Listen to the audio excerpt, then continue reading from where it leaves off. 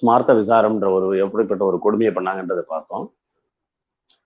அதை தொடர்ந்து இன்னைக்கு பார்க்க போறதும் அதே கேரளா சம்பந்தப்பட்டதுதான். இன்னைக்கு பார்க்க போறது தோல் சீலை புரட்சி, இல்லை தோல் சீலை போராட்டம் அப்படின்னு சொல்லலாம்.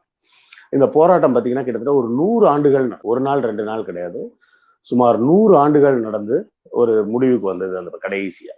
இது என்ன பிரச்சனை அப்படின்னு பாத்தீங்கன்னா, இந்தியா பூரா சுதந்திர போராட்டத்துக்காக எல்லாரும் போராடிட்டு, அதாவது 1857 கிட்ட 87ல சிப்பாய் கழகம் வருது. அதுக்கு முன்னாடியே வேலூர்ல சிப்பாய் கழகம் நடக்குது. இப்படியே ஆங்கிலேய கம்பெனி ஆட்சியை எதிர்த்து எல்லாரும் போராட்டம் பண்ணிட்டு இருக்காங்க. அப்படி இருந்த ஒரு கட்டத்துல இது எதுக்குமே சம்பந்தம் இல்லாம கேரளால மட்டும் வேற ஒரு விஷயம் நடந்துட்டு இருக்குது. கேரளா அரசாங்கம் வந்து ஆங்கிலேய கம்பெனி ஆட்சியை ஏத்துக்கிட்டாங்க.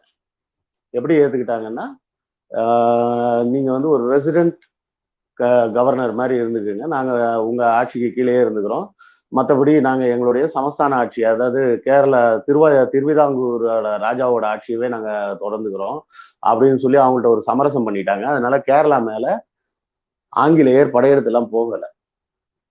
படையெடுத்து போகாம கேரளா அவங்க கைக்கு வந்துருச்சுன்னு வச்சுங்களேன்.